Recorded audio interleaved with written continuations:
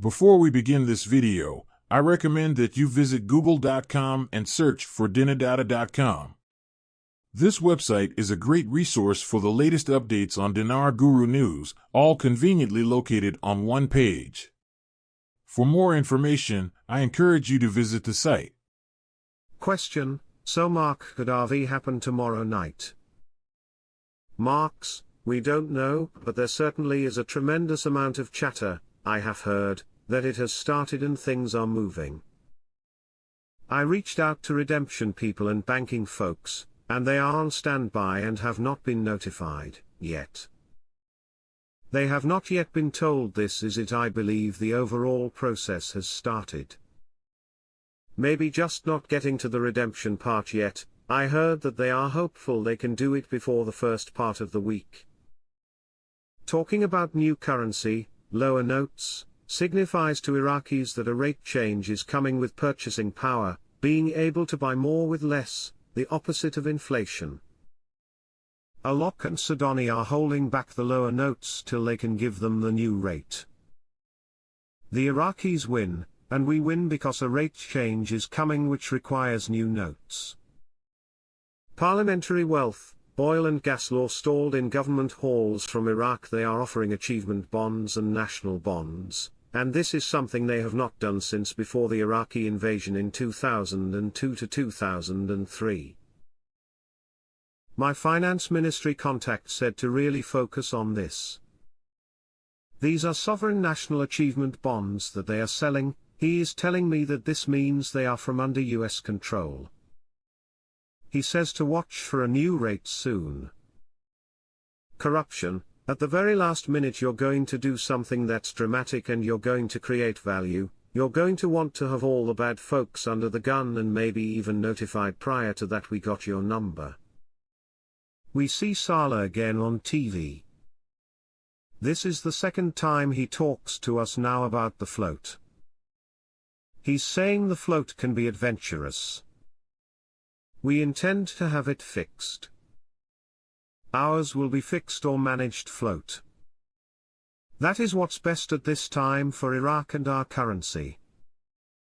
He went and talked about how we went from 11,000 ATMs to over 55,000. In gas stations alone. Frank, ever since the United States Treasury showed up last week, they just cannot stop talking to you every day on the television about the success of the monetary reform, new lower notes, the new exchange rate. Now it's gone way deeper into the float. Introduction of new currency does not mean the destruction of ancient coins, but it will continue to trade to about 10 years. How can this possibly lop when they will continue trade and use these larger 3-0 notes in the background for 10 more years after they complete the project? So no more negative stuff about a lop, please. Question: any word on the HCL in Iraq? Marks: it is still back in the parliamentary committee to rewrite a few of the paragraphs, then it will go to Parliament, which could be any day. When it is approved you won't have to ask, I will be screaming it out. What I bring has data behind it. I'm not just making it up or just getting phone calls. I'm actually doing the work. I put it together.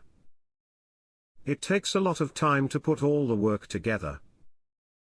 I like doing it because it does help so many people. You're not the only ones that are tired. Everybody in our crews can be tired at times. We all need to support. It was not strange for Foreign Minister Fuad Hussein to come out with a position that strengthens the status of the American presence inside Iraq, contrary to popular and political demands for its exit from the country, after the major violations and attacks carried out by these forces on the security services, the latest of which was targeting the Popular Mobilization Forces in Jerf al-Nasser.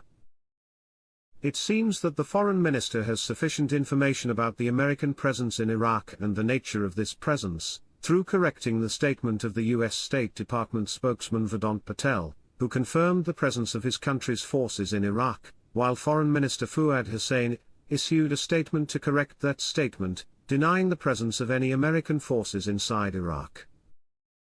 in addition to his confirmation of postponing the withdrawal of the so-called international coalition from Iraqi territory.